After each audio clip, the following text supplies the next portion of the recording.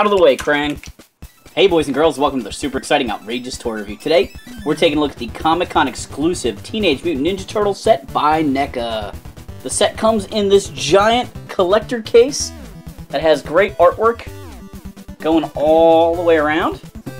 Check it out, it's even got a handle. Just like the classic vinyl collector's cases from the 80s, there's hasps on this side. They'll let us open it up and check out the toys inside. And there you can see on tray 1, we've got the Ninja Turtles. Second tray contains the villains. Uh-oh, this set came missing 2 accessories. We're contacting NECA now, trying to see if we can get replacement parts. So this episode's actually just going to be the Turtles. We'll take a look at the villains in a separate video once we get some resolution. Sorry for the interruption. Here we've got the Turtles out of the package. Each figure's a great cartoon likeness. They come equipped with their signature weapons as well as additional hands and accessories. I want to give a quick shout out to my friends Rose and Tony from RetroCon. RetroCon is a nostalgia and toy convention in Oaks, Pennsylvania coming up in October. They were instrumental in helping me get a hold of this set because they sold out so fast. But they are going to have the voice of vintage Raphael. Rob Paulson will be at RetroCon in October. He is also the voice of Donatello in the current Ninja Turtle series. For more information, check out the link in the description below. Back to the review. You can see that all 4 turtles are basically the same figure, with unique heads. Their belts are unique to their character with their initials there, and Donatello and Leo have holsters on the back for their weapons. There is a little gap on the side of their belts when it goes around their shell, and I'm successfully able to store Raphael's size and Michelangelo's Nunchucks there. So that makes me kind of happy. I know in the cartoon show, a lot of times the weapons just sort of disappeared. They didn't really store them on themselves, or some episodes they just didn't even use them at all. But I like to be able to display them on the figures, because that was such an important part of those original Ninja Turtle action figures. Here's a close look at Raph. He's got a pretty serious face. But Raph in the cartoon wasn't really the angry one, he was just sort of the wisecracking one. So he could have had a happier face and it still would have been okay. You can see the articulation in the head. He can look up, he can look down, he can turn his head around. His bandana is made out of a rubbery material. You're not going to get any posing out of it, but it can be moved to kind of get it out of the way a little bit. He, of course, also has red bandanas on his arms and comes with his size. This is what I was saying about how I tucked him into his little side pocket area there of the belt. And of course you can put the size in his hands. Here's Leonardo bearing a lot of teeth, very reminiscent of the vintage figures. This is probably the most fierce face in this set of figures. On the back here you can see how easily his swords can be stowed. Now on Leo I noticed a lot of shading. The front of his bandana being lighter than the back. Very cool, cartoon reminiscent. Sometimes they refer to that as cell shading in video games. Here you can see it's on his pads there as well. Raph has the shading on his headband, but I just didn't notice it. It's much more subtle. When it comes to articulation at the arms, Leo's got a shoulder joint that can spin around, as well as move out to the side.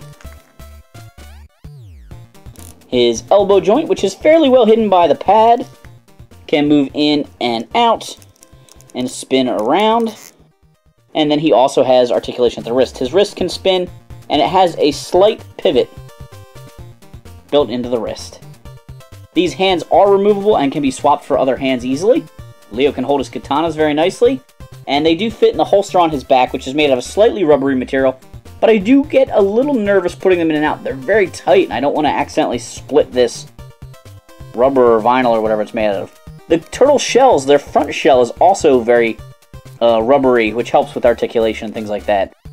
I wasn't quite expecting that. Their back shells feel a little bit rubbery, but it's thick enough that it doesn't flex at all. Here's Donatello. He's got the most simple expression, very straight-lipped. Seems happy, content maybe.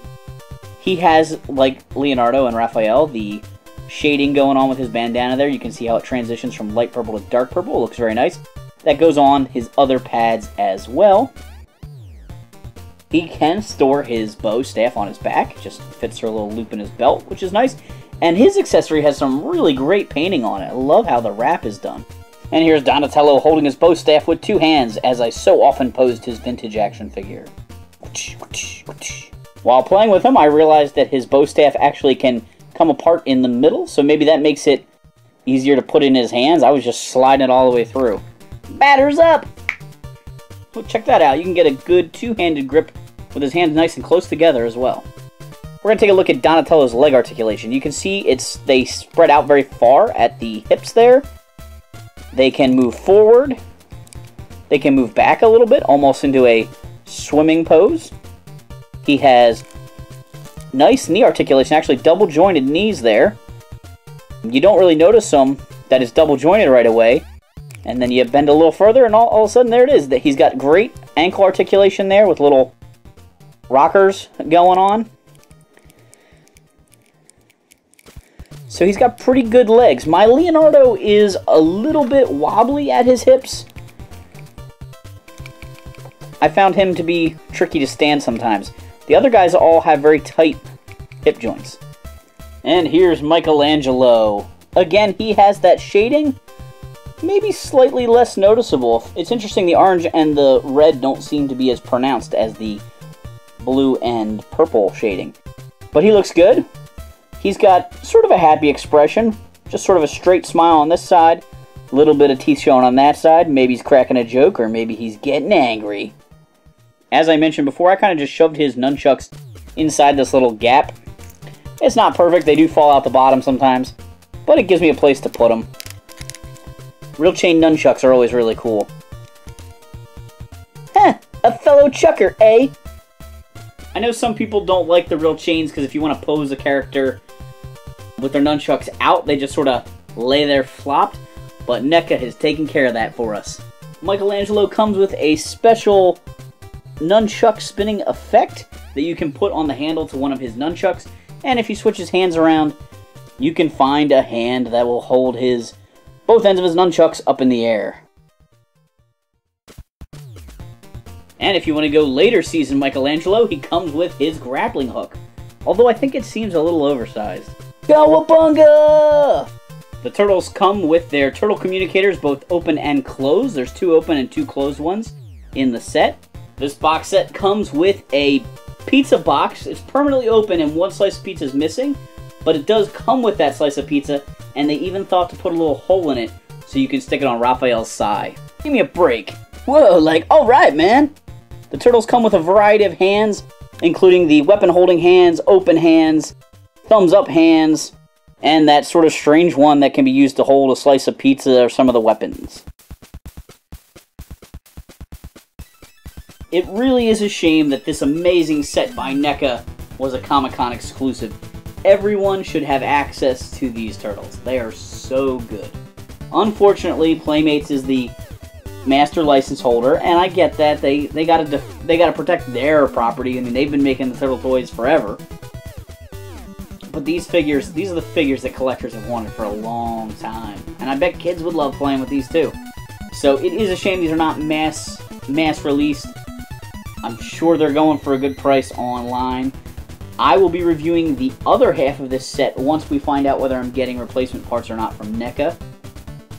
I can't say enough good things about this set. I'm excited to see what they're going to do next. NECA revealed some more video game themed turtle friends or enemies at Comic-Con, and those are really cool. I really do like those, but for me, I want the OG cartoon looking figures. So, thanks for watching this super exciting, outrageous tour review. Make sure to like, subscribe, check out our other videos, and if you want more information about RetroCon, check them out at the link in the description down below.